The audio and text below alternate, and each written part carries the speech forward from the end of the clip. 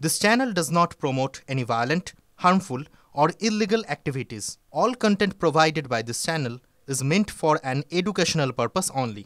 মৃতের চোখ চুরির অভিযোগে তোলপাড় বারাসাত হাসপাতাল। মর্গ থেকে কিভাবে উধাও হলো মৃতের চোখ? নেপথ্যে কি অঙ্গ পাচার চক্রের হাত রয়েছে? চোখ থেকে কিভাবেই বা সরে গেল তুলসী পাতা? প্রশ্ন তুলে হাসপাতালের বিরুদ্ধে ব্যাপক ক্ষোভ মৃতের পরিবারের।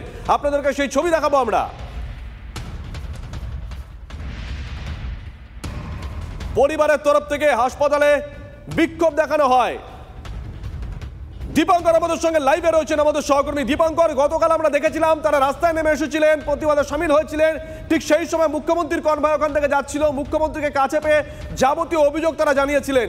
আমরা আশা রাখছি এখনো পর্যন্ত, আগামীতেও রাখবো, যে রাজ্যের প্রশাসনিক প্রধান যখন কথা দিয়েছেন এর তদন্ত হবে। কিন্তু আবারও সেই একই প্রশ্ন, ঘটনা ঘটলো কিভাবে? দেখো, এটা একটা বড় প্রশ্ন। এই প্রশ্ন কিন্তু মেডিকেল কলেজ কর্তৃপক্ষ তারাও খতিয়ে দেখার চেষ্টা করছেন। গতকাল মুখ্যমন্ত্রীর কনভয় আটকে যাওয়ার পর মুখ্যমন্ত্রী নিজেই প্রিন্সিপাল, অর্থাৎ এই বারাসাত মেডিকেল কলেজের যিনি প্রিন্সিপাল, তাকে একটা কমপ্লেন করেছেন। সেই কমপ্লেনের এগেনস্টে একটা তদন্ত কমিটি তৈরি হচ্ছে। এই মেডিকেল কলেজের তরফে মেডিকেল কমিটি তৈরি করা হয়েছে। সেই কমিটি আজকে এই মর্গে আলাদা করে ময়নাতদন্তের সময় থাকবেন এবং এই যে সিসিটিভি আছে, এই সিসিটিভিতে ফুটেজ, পুরনো যে সমস্ত ফুটেজগুলো রয়েছে সেগুলো খতিয়ে দেখ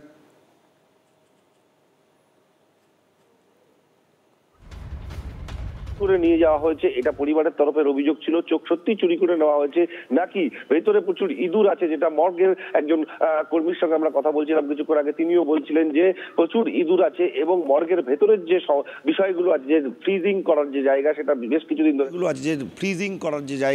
বেশ কিছুদিন ধরে খারাপ আছে। মর্গের ভেতরের অবস্থা ভয়ানক অবস্থা এবং খুব খারাপভাবে মৃতদেহ রেখে দেওয়া হয়, এমন সব বিষয়গুলো রয়েছে।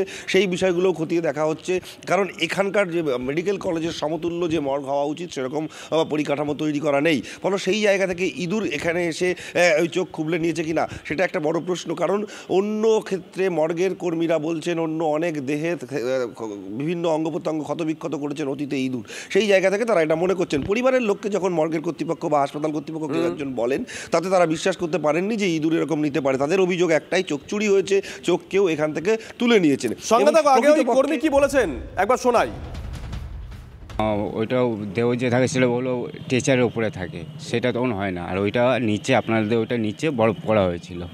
সেই ক্ষেত্রে আমরা ওই ঢাকা ছিল বলে ওর ওপর থেকে ইঁদুরটা কেটেছে। দেহটা কি হয়েছিল? চোখটা ইঁদুরেই কেটেছিল। হ্যাঁ, তা যে একজন প্রথমে এসেছিল, তা যে প্রথম বাড়িতে এসে দেখাশুনো করেছিল, পয়সা দিয়েছিল, তা সে বলেছিল যে তাকে বলানো হয়েছিল যে ভাই দেখে যা, এখানে ইঁদুরে এটাই হয়েছে। তা সে বলেছিল ঠিক আছে আমি দেখে নেবো। ঠিক আছে, বাড়ির লোক কে নাকি ও জানি না, ও এসছে, ও সব কিছু জানি, ওকেই বলা হয়েছে। এবার পার্টিকে ও বলিনি কি না বলেছে সেটাই জানি না। এবার বডি বের করার পরে এইটা হয়েছে। দীপঙ্করের কাছে আরো একবার যাবো। দীপঙ্কর, দায়িত্ব নিয়ে বলতে পারি, যে কোনো হাসপাতালে আজকে আমরা যাই, যে কোনো হাসপাতালে, সেটা শহর হতে পারে, জেলা হতে পারে, অধিকাংশ হাসপাতালে গিয়ে দেখবো এই যারা আজকে বলছে না যে ইঁদুর আছে এখানে, ঠিকঠাক রাখার ব্যবস্থা নেই, আজকে হয়তো এই লোকগুলো একটা পোস্টমর্টম করতে গেলে টাকা চায়, কাটমানি চায়। ইয়ার কি হচ্ছে নাকি? এগুলো একটা মেডিকেল কলেজ, এরকম ব্যবস্থা। এই হাসপাতালও তার ব্যতিক্রম নয়। তুমি যে কথা বলছো, এই হাসপাতালের মর্গের ক্ষেত্রেও কিন্তু একটি মৃতদেহ এখান থেকে বার করে নিয়ে যেতে যে অতিরিক্ত টাকা সেটা দিতে হয় এবং বিভিন্ন ক্ষেত্রে খাতে দিতে হয়। সেই টাকা পয়সা কেন দেওয়া হয়, কেন নেওয়া হয়, এর ব্যাখ্যা কেউ দিতে পারেন না। একবার থামো দীপঙ্কর, আরেকবার শোনাই দর্শকদের, তোমার কাছে আবার আসবো, আরেকবার দর্শকদের শোনাই। ওইটাও দেহ যে থাকে সেটা হলো টেচারের উপরে থাকে, সেটা তখন হয় না। আর ওইটা নিচে, আপনাদের ওইটা নিচে বরফ করা হয়েছিল। সেই ক্ষেত্রে আমরা ওই ঢাকা ছিল বলে ওর ওপর থেকে ইঁদুরটা কেটেছে। দেহটা কি হয়েছিল? চোখটা ইঁদুরেই কেটেছিল। হ্যাঁ, তা যে একজন প্রথমে এসেছিল, তা যে প্রথম বাড়িতে এসে দেখাশুনো করেছিল, পয়সা দিয়েছিল, তা সে বলেছিল যে তাকে বলানো হয়েছিল যে ভাই দেখে যা, এখানে ইঁদুরে এটাই হয়েছে। তা সে বলেছিল ঠিক আছে আমি দেখে নেবো। ঠিক আছে, বাড়ির লোক কে নাকি ও জানি না, ও এসছে, ও সব কিছু জানি, ওকেই বলা হয়েছে। এবার পার্টিকে ও বলিনি কি না বলেছে সেটাই জানি না। এবার বডি বের করার পরে এইটা হয়েছে। দীপঙ্কর, হাসপাতালের একজন কর্মী বলছেন কেউ একজন এসেছিল, সে বাড়ির লোক কিনা জানি না, সে পার্টি কিনা জানি না, সে পয়সা দিয়েছিল, তাকে বলা হয়েছিল যে ভাই এসে দেখে যা, এখানে ইঁদুরের চোখ খেয়ে নিয়েছে। এই পয়সা দিয়েছিল, এসে দেখে যা ইঁদুরের চোখ খেয়ে নিয়েছে। কি হচ্ছে বলো তো? দেখো, এখনো পর্যন্ত আমরা যেগুলো জানি, এই হাসপাতাল কর্তৃপক্ষের যে সমস্ত মৃতদেহ নিয়ে যারা কাজ করেন, অনেক অ্যাক্সিডেন্টের ক্ষেত্রে বিশেষ করে যে সমস্ত দেহগুলো আসে, সেই দেহগুলোকে খুব সুন্দর করে পরিবারের হাতে তুলে দেওয়ার ক্ষেত্রে তারা কাজ করেন। একদিকে তারা হাসপাতাল কর্তৃপক্ষের কাছ থেকে কি টাকা পান সেটা জানি না আমরা, কিন্তু তাদের সে সম্পর্কে আমাদের ধারণা নেই, কিন্তু তারা মৃতদেহর পরিবারের থেকে কিন্তু টাকা নেন। সেই সূত্র ধরেই তিনি এই কথা বলছেন যে পয়সা দিয়েছিল। কিন্তু প্রসঙ্গ হচ্ছে পয়সা নেওয়া এটা হাসপাতালের এটা প্রাচীন প্রথা, এটা আজকের নতুন নয়, এবং মর্গ থেকে কোনো দেহ বার করতে গেলে পয়সা লাগে, সেটা প্রত্যেকেই জানে। কিন্তু প্রশ্ন হচ্ছে এই দেহের ক্ষেত্রে এই যে চোখ উপড়ে নেওয়া, এই চোখ উপড়ে নেওয়া কি সত্যি অঙ্গ বিক্রির একটা বিষয়? সেটা যেমন একটা গুরুত্বপূর্ণ প্রশ্ন, যেটা নিয়ে তারা মুখ্যমন্ত্রী পর্যন্ত যাওয়া খুব সোজা কথা নয়। একটা মুখ্যমন্ত্রীর কনভয় যাচ্ছে, তার সামনে গিয়ে কেউ বিক্ষোভ দেখিয়ে দিলেন। পরিবারের লোকের কাছে এতটাই আতঙ্কগ্রস্ত হয়ে পড়েছেন তারা, যে একটা দেহ একদিকে তার পরিবারের একজন চলে গেছে, তার উপরে তার মৃতদেহ থেকে চোখ তুলে নিচ্ছে। স্বাভাবিকভাবে পরিবারের লোকের কাছে কিন্তু একটা জিনিস স্পষ্ট হয়েছে, তারা মুখ্যমন্ত্রীর দ্বারস্থ হয়েছিলেন, মুখ্যমন্ত্রীর কাছে গেছিলেন, মুখ্যমন্ত্রী গোটা বিষয়টি তদন্তের দায়ভার দিয়েছেন প্রিন্সিপালকে। আসবো তোমার কাছে, দীপঙ্কর সঙ্গে থাকো। তুমি যে কথা বলছিলে, গতকাল এই মৃতের পরিবার পরিজন এবং যারা স্থানীয় বাসিন্দা তারা রাস্তায় বিক্ষোভ দেখাচ্ছিলেন, ঠিক সেই রাস্তা দিয়েই তখন যাচ্ছিল মুখ্যমন্ত্রীর কনভয়। তারা মুখ্যমন্ত্রীকে হাতের কাছে পেয়ে যাবতীয় অভিযোগ জানিয়ে দেন। মুখ্যমন্ত্রী কথা দিয়েছেন যে তদন্ত হবে এবং পরিবারের একজনকে চাকরিও দেওয়া হবে। গতকালের ছবিটা একবার দেখাই।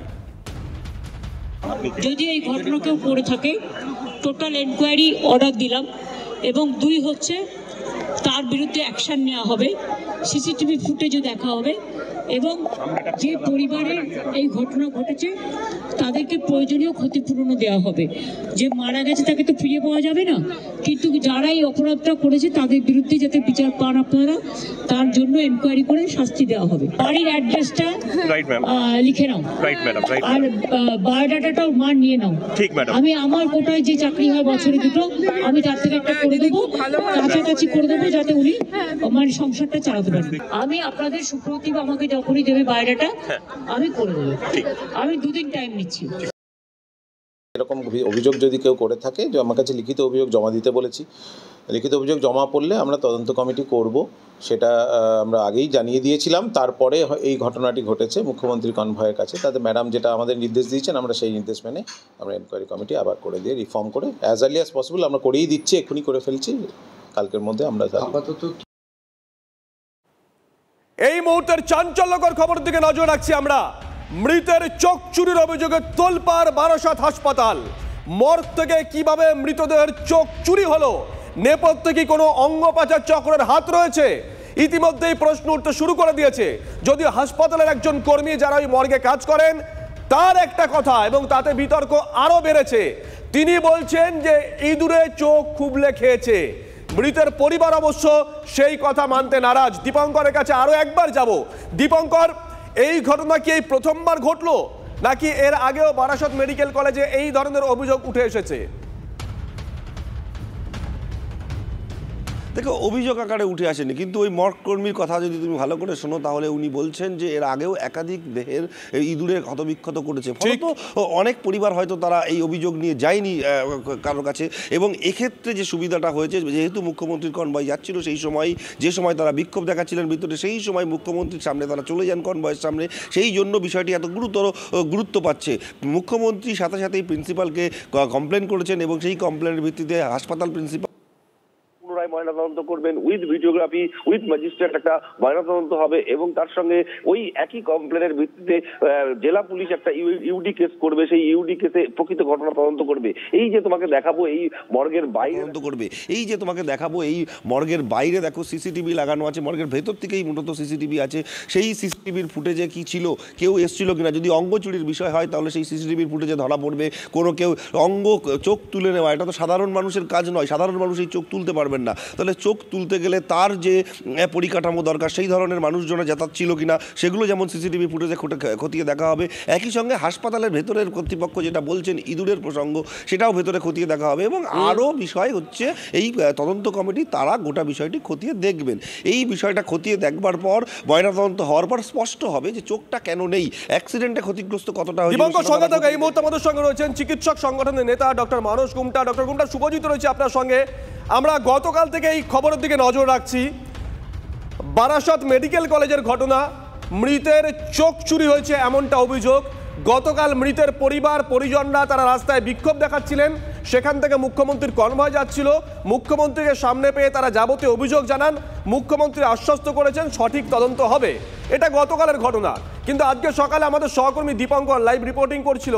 ও যখন যায় গোটা বিষয়টা জানতে হাসপাতালে, তখন মর্গের একজন কর্মী বলছেন যে যেভাবে রাখা উচিত মর্গে মৃতদেহ সেরকম কোনো ব্যবস্থা এখানে নেই। এখানে পয়সা নেওয়া হয়, শব্দবন্ধ ব্যবহার করছি যেটা ব্যবহার করা হয়েছে, যে মৃতের পরিবারের তরফ থেকে পয়সা নেওয়া হয়। এবং কোথাও গিয়ে একথাও বোধহয় বলার চেষ্টা করেছেন বা মুখ ফসকে বলে দিয়েছেন ওই মর্গের কর্মী যে এর আগেও এই রকম হয়েছে আর কি, মানে ইঁদুরে খুবলে খাওয়ার ঘটনা। গোটা বিষয়টা আপনার মতামত?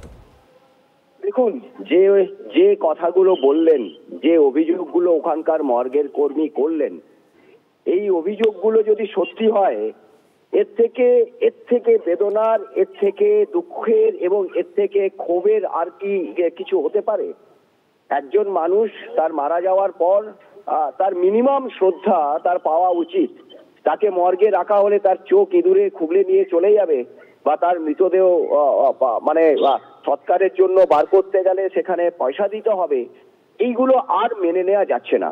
এবং এটাও ঠিক, আমাদের কাছেও কিন্তু এরকমই খবর আছে যে বেশিরভাগ মর্গে ওই যে কুলার মেশিন থাকে, বা যে যার মাধ্যমে ওই দেহগুলোর পচন আটকানো হয়, তো সেই মেশিন নাকি বেশিরভাগ জায়গাতেই খারাপ থাকে এবং বারাসাতেও নাকি সেই রকমই আছে। সত্যি মিথ্যে বলতে পারবো না, কিন্তু এটা আমরাও জানতে পারছি যে ওখানের কুলার মেশিন নাকি খারাপ, ফলে মৃতদেহ পচন এবং সেখানে ইঁদুরের উৎপাত, সেখানে ক্ষতবিক্ষত বা মিউটিলেটেড হয়ে যাওয়া মৃতদেহ, সব মিলিয়ে একটা সেই হরেবল পরিস্থিতি বলে না, সেরকমই পরিস্থিতি। এটা কোনো বিচ্ছিন্ন ঘটনা নয় বলেই আমাদের মনে হচ্ছে। এই ঘটনা অন্যান্য মর্গের ক্ষেত্রেও প্রায় প্রকাশ্যে হয়তো আসে না। এবং তদন্ত তো ঠিকই আছে, তদন্ত তো বলেছেন আমাদের সর্বোচ্চ প্রশাসন, কিন্তু স্বাস্থ্য দপ্তর অভিযোগ হলেই তদন্ত করবে, তার আগে ব্যবস্থা নেবে না, এইটা না হয় না। সবসময় আমরা আগুন লাগলে জল নিয়ে দৌড়দৌড়ি করছে, আগুনটা যাতে না লাগে তার ব্যবস্থা কি কেউ করছেন? কেন এই ঘটনা? বুঝতে পেরেছি, অসংখ্য ধন্যবাদ ডক্টর গুমটা। এই মুহূর্তের বড় খবরের দিকে নজর রাখছি আমরা। বারাসত মেডিকেল কলেজ থেকে মৃতের চোখ চুরির অভিযোগ। গতকাল মৃতের পরিবার পরিজন এবং পাড়া প্রতিবেশীরা রাস্তায় বিক্ষোভ দেখাচ্ছিলেন। ঠিক সেখান দিয়ে আসছিল মুখ্যমন্ত্রীর কনভয়। তারা মুখ্যমন্ত্রীকে নাগালের কাছে পেয়ে যাবতীয় অভিযোগ জানান। মুখ্যমন্ত্রী আশ্বস্ত করেছেন গোটা বিষয়টা সঠিক তদন্ত করা হবে।